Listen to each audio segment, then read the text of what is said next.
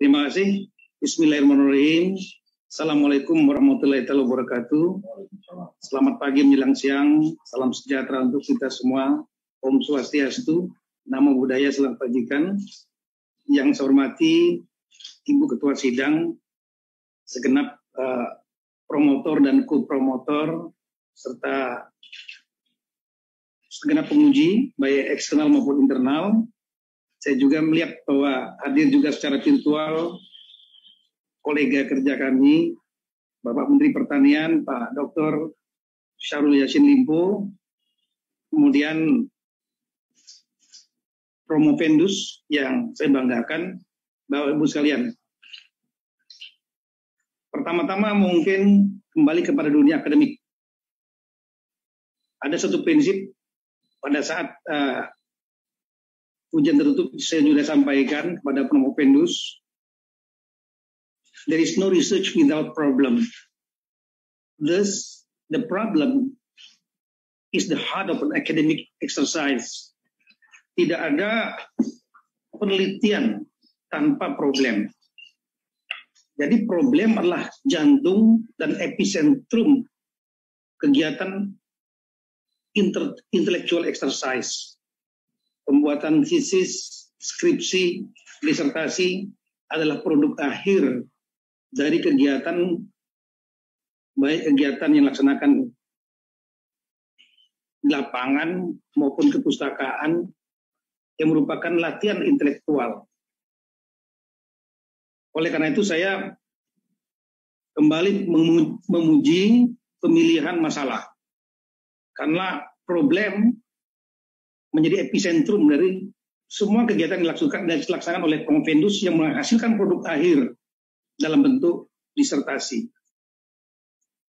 Pemilihan masalah tentang pengaturan calon perorangan pilkada itulah pemilihan masalah yang sangat cerdas. Kenapa? Karena this is really a problem, applicable problem. Ini betul-betullah problem aplikatif yang kita hadapi saat ini tentang adanya fenomena calon perorangan pilkada. Dan pilkada termasuk pencalonan baik dari partai politik maupun perorangan adalah fenomena baru dalam sistem politik dan pemerintahan kita, terutama pasca reformasi, yang tidak sama dengan pada saat di masa sebelumnya di mana kepala daerah ditunjuk. Dan kalau kita melihat bahwa inilah konsekuensi dari proses demokratisasi yang melanda bukan hanya Indonesia, tapi badai demokratisasi yang melanda dunia.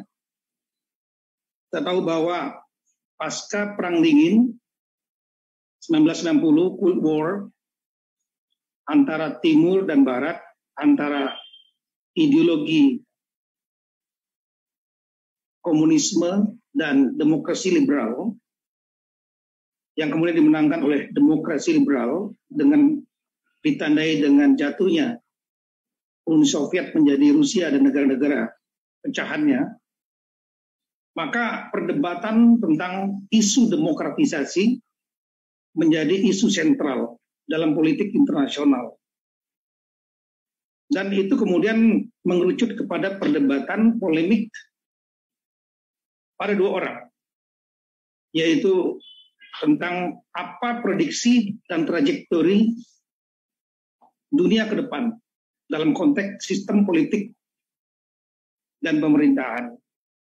Yang pertama lah muridnya, yaitu Francis Fukuyama, yang mengeluarkan postulatnya berbagai teori dalam bukunya The End of History and the Last Man, akhir daripada sejarah dan orang terakhir, yang intinya adalah menyampaikan bahwa dengan berakhirnya Perang Dingin ditandai dengan kolapsnya Uni Soviet, menandai bahwa ideologi atau sistem yang terbaik adalah demokrasi liberal, dan dia akan memprediksi demokrasi liberal akan menjadi the last man atau the last system dalam sistem politik pemerintahan di dunia, dimanapun juga. badai akan menerjang. Dan itu terjadi di Indonesia 98, terjadi di Libya, jatuhnya pemerintahan semi otoriter atau otoriter, terjadi di Irak, Saddam Hussein dan lain-lain. Tapi ini mulai di-challenge oleh gurunya, yaitu Samuel Huntington, yang terkenal dalam bukunya. Yang terjadi bukan adalah demokrasi liberal yang akan melanda dunia, tapi dunia akan dilanda oleh perpecahan atau konflik, clash of civilization, konflik peradaban, ditandai dengan konflik peradaban Barat versus dunia Islam seperti di Timur Tengah, Middle East, kemudian juga konflik antara dunia Barat dengan Asia Timur, artinya krisis ekonomi Asia Timur misalnya, dan seterusnya. Nah, saya melihat bahwa apa yang terjadi sekarang, pilkada, adalah bagian dari impact apa yang telah diprediksi oleh Francis Fukuyama, yaitu akan terjadi demokratisasi di dunia, dan ini terjadi di Indonesia. Setelah itu berkembang, bahkan proses demokratisasi sampai melanda di daerah-daerah. Lahirnya pilkada langsung, pemilihan langsung, karena bagian daripada proses besar itu. Lahirnya calon perorangan, ide perorangan, alam memperkuat idenya untuk memperkuat sistem proses demokratisasi yang ada di Indonesia. Mungkin pertanyaan saya yang saya dua pertanyaan, satu adalah pertanyaan teoritis, yang kedua adalah pertanyaan aplikatif. Pertanyaan teori saya mungkin akan melihat bagaimana prinsip dan pendapat dari Promovendus. Apakah Promovendus yakin inilah dunia intelektual? Dunia intelektual memiliki kebebasan akademik menembus norma-norma. Negara kita adalah negara demokrasi. Itu ditandai dengan adanya Pancasila yang diatur dalam pembukaan. UUD 45 bisa dirubah. Pembukaannya tidak bisa, karena akan berarti membubarkan negara. Dan Pancasila itu masuk dalam pembukaan. Kita lihat bahwa sila keempat, kerakyatan yang dipimpin oleh kebijaksanaan dalam permusyawaratan perwakilan, itu diterjemahkan oleh Bung Karno dalam pidato di PBB dengan hanya satu kata, only one word, demokrasi. Ini menunjukkan bahwa konstitusi kita sudah mengarahkan bahwa Indonesia adalah negara demokrasi. Pertanyaan saya lah, sekali lagi, pertanyaan akademik, kebebasan akademik. Apakah Promovendus yakin sistem demokrasi ini adalah sistem yang betul-betul bisa mengangkat harkat, martabat, dan tujuan negara Indonesia? Karena apa yang disampaikan oleh Jean-Jacques Rousseau dalam tulisannya tentang teori pembentukan negara dibentuk sebetulnya untuk mensejahterakan rakyatnya dan keadilan. Instrumennya is not really a problem. Apakah instrumennya sistem authoritarian, apakah menggunakan sistem oligarki yang dikuasai oleh kelompok, atau menggunakan sistem yang kekuasaan di tangan rakyat, demos dan kratos yang disebut demokrasi, it's not really a matter. Tapi di objektif tujuan pembentukan negara adalah meningkatkan kesejahteraan rakyat dan keadilan. Apakah Promovendus yakin sistem demokrasi ini betul-betul akan bisa membawa bangsa ini menjadi sehingga rakyatnya sejahtera dan merasakan keadilan? Karena apa? Saya menanyakan itu. Ada fenomena baru saat ini yang disebut dengan paradoks demokrasi. Promovendus mengangkat, saya lihat dari teori tadi, dari grand, middle, dan applied theory. Grand theory adalah teori demokrasi. Jadi tulisan ini akan sangat, analisis Promovendus akan sangat dipengaruhi oleh grand theory, teori utama. Yang grand teorinya adalah tentang demokrasi. Artinya penguasaan Promovendus tentang teori demokrasi. Kalau ini tulisan harus betul tulisan yang betul-betul kuat, berarti penguasaan juga harus kuat. Ada fenomena baru di dalam apa yang terjadi saat ini, yaitu yang dikenal dalam literatur dengan paradoks demokrasi. Nanti bisa di Google. Ada semacam kegalauan terhadap sistem demokrasi, terutama ada dua hal. Yang pertama, ketika dikaitkan dengan variabel economic growth, pertumbuhan ekonomi, versus demokrasi. Di negara-negara yang melakukan sistem demokrasi, katakanlah US, kemudian negara-negara Eropa Barat, pertumbuhan ekonominya melamban, atau dia meningkat tapi meningkatnya tidak melompat.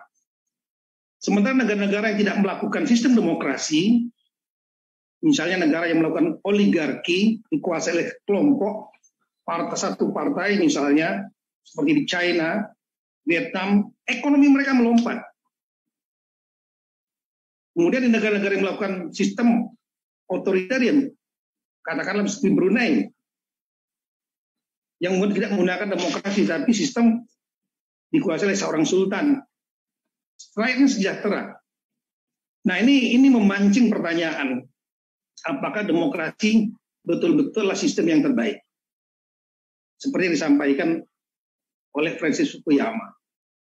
Dan yang kedua, ketika dihadapkan dengan krisis nasional, katakanlah pandemi COVID lah, pandemi krisis dunia, tapi juga krisis nasional kesehatan yang belum pernah dialami oleh bangsa Indonesia dari tahun 1945.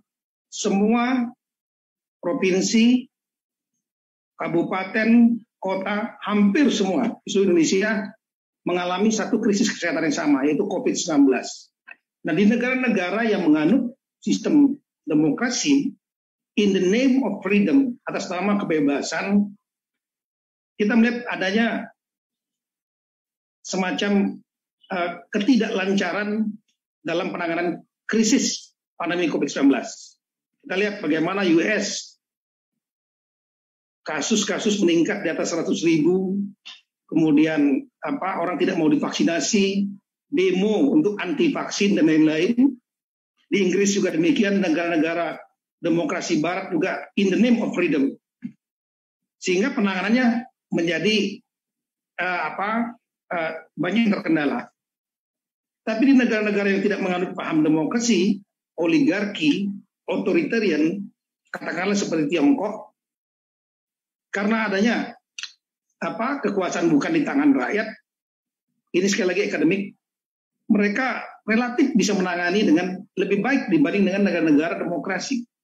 Nah, sehingga pertanyaan intelektual saya adalah, apakah Promopendus yakin sistem demokrasi ini bisa mengangkat harkat martabat rakyat yang lebih sejahtera, yang menjadi tujuan pembentukan negara Indonesia? Yang pertanyaan aplikatif yang kedua, kami kira singkat saja, kami melihat bahwa Promopendus kesimpulannya intinya adalah untuk mempermudah persyaratan calon perseorangan dalam pilkada. Persoalannya adalah bagaimana agar tidak terjadi terlalu banyak calon perorangan, ditambah lagi dengan calon partai. Karena makin banyak calon, rakyat makin banyak pilihan, tapi sistemnya, pelaksanaannya akan makin kompleks dan rumit. Bagaimana juga dengan posisi parpol yang sebetulnya dibentuk bukan hanya untuk memberikan menjadi aspirasi saluran politik, tapi juga sebagai pusat kaderisasi untuk para pemimpin, termasuk pemimpin di daerah dan nasional. Kami kira itu dua pertanyaannya. Silakan Promopendus bebas untuk menjawab apapun. Silakan. Terima kasih banyak. Assalamualaikum warahmatullahi wabarakatuh. Waalaikumsalam warahmatullahi wabarakatuh. Baik, terima kasih atas pertanyaannya. Yang terhormat dan amat terpelajar Bapak Jenderal Polisi Purnawirawan Profesor Dr. Andes Tito Karnavian, MA PhD. Pertama-tama izinkan kami menyampaikan selamat ulang tahun bagi Bapak Profesor yang ke-57. Semoga panjang umur, sehat selalu, sukses selalu dalam karir, dan selalu dalam lindungan Allah Subhanahu wa Ta'ala. Yang kedua, izinkan kami juga menyampaikan selamat atas penghargaannya dari Nanyang University kepada Bapak yang dianggap berprestasi dalam memimpin Kementerian Dalam Negeri. Mohon izin Prof, yang ingin kami sampaikan pertama bahwa kami mengetahui bahwa di dunia ini ada 3 sistem pemerintahan yang berlaku. Yang pertama adalah sistem pemerintahan yang bersifat demokrasi liberal yang selama ini juga diaplikasikan oleh Amerika dan beberapa negara-negara Eropa. Yang kedua adalah sistem monarki kerajaan, dan yang ketiga adalah otoritarian yang seperti tadi Prof sampaikan. Ketika kita melihat pada kondisi kultur, suku, dan agama yang ada di Indonesia, maka kami mengatakan bahwa teori demokrasi merupakan teori yang paling tepat untuk Indonesia saat ini untuk bisa mensejahterakan rakyatnya. Karena Robert Sedman mengatakan bahwa tidak semua teori yang berlaku dan berhasil di dunia itu bisa juga berhasil diterapkan di negara yang kita cintai bersama ini. Sehingga untuk menuju pada kesejahteraan rakyat, kami menganggap teori demokrasi adalah sistem pemerintahan yang berbasis rakyat, oleh rakyat dan untuk rakyat. Tetapi memang mungkin ada perbaikan aspek-aspek dalam teori demokrasi ini. Sehingga ke depannya teori demokrasi yang berlaku di Indonesia ini bisa lebih baik dan juga sesuai dengan semangat dari teori demokrasi tersebut dan bisa mengangkat kemajuan negara dan juga kesejahteraan masyarakatnya. Dan selanjutnya kami menganggap bahwa teori demokrasi ini tidak sama dengan teori demokrasi liberal yang dipakai oleh Amerika dan beberapa negara Eropa, karena mereka memakai sistem demokrasi liberal, sementara sistem kita adalah sistem demokrasi yang menganut dan berlandaskan nilai-nilai Pancasila. Yang pertama adalah ketuhanan yang Maha Esa, kemudian selanjutnya persatuan Indonesia dan keadilan sosial bagi seluruh rakyat Indonesia. Inilah semua yang menjadi semangat daripada teori demokrasi yang diimplementasikan di negara Indonesia. Mungkin saja teorinya sudah baik, tetapi implementasinya masih terdapat kendala-kendala dalam beberapa aspek. Dan inilah yang membutuhkan perbaikan. Sehingga ke depannya kami berharap teori demokrasi ini ke depannya dalam beberapa aspek bisa dilakukan perbaikan. Sama dengan ketika kami melakukan penelitian terkait dengan calon perseorangan ini, kami membaca buku terkait gagasan pemilihan kepala daerah asimetris yang dikeluarkan oleh Lembaga Ilmu Pengetahuan Indonesia atau LIPI, yang membagi pilkada itu harus dibagi menjadi 6 kategori. 1 sampai dengan 4 kategori itu boleh melaksanakan pilkada langsung. Kategori 5 sampai dengan 6 itu harus adanya pendampingan khusus dan melakukan perbaikan-perbaikan terlebih dahulu, baru boleh melaksanakan pilkada langsung. Pilkada asimetris itu melihat dari yang pertama IPM, Indeks Pembangunan Manusianya, diukur dari pendidikan, kesehatan, dan juga daya belinya. Dan yang terakhir adalah kemampuan keuangan daerahnya atau fiskalnya. Apakah dia betul-betul mampu membiayai pelaksanaan pilkada daerah. Nah, inilah yang menurut kami juga perlu dilakukan perbaikan, seperti pelaksanaan pilkada juga harus dilakukan perbaikan. Nah, sama dengan teori demokrasi. Semangatnya sudah baik, tetapi perlu dilakukan beberapa aspek ke depan, sehingga apa yang menjadi keinginan dari pemerintah pusat itu linier sampai dengan ke tingkat bawah. Tetapi yang paling penting juga yang harus dilakukan perbaikan adalah SDM kita juga perlu diangkat, diperbaiki, sehingga mereka memiliki kompetensi dan pengetahuan yang sama terkait implementasi dari teori yang dianut oleh Indonesia. Selanjutnya, pertanyaan yang kedua terkait dengan persyaratan calon perseorangan.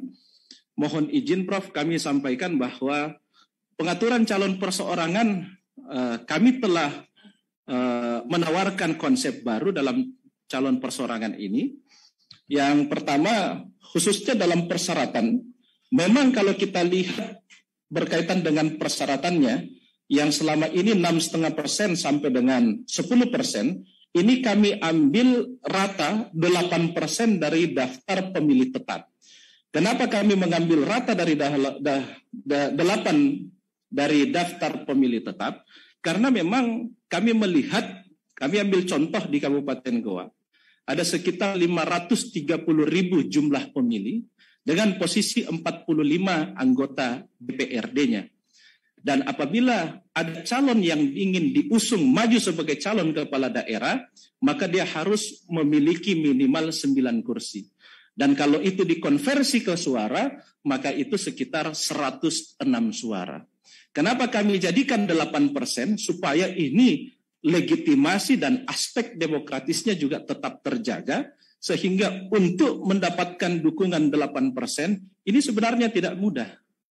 Cukup sulit karena pengalaman kami sebagai calon perseorangan, tetapi verifikasi-verifikasi yang lainnya yang dilakukan kemudahan. Seperti verifikasi cukup dengan EKTP karena program dari Kementerian Dalam Negeri Single Identity Number itu bisa disinkronkan dengan silon yang dimiliki oleh KPU. Lalu kemudian metode sensus yang harus dilakukan 100%, ini juga kami berharap ke depannya memakai cara seperti lembaga-lembaga survei dengan hanya mengambil sampel saja.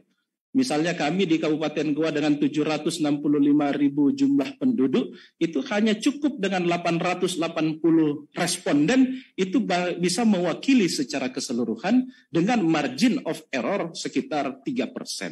Sehingga kita berharap ke depannya verifikasi tidak perlu dilakukan verifikasi faktual 100%, tetapi cukup dengan mengambil sampel acak dengan metode random sampling, cukup dengan 10% saja.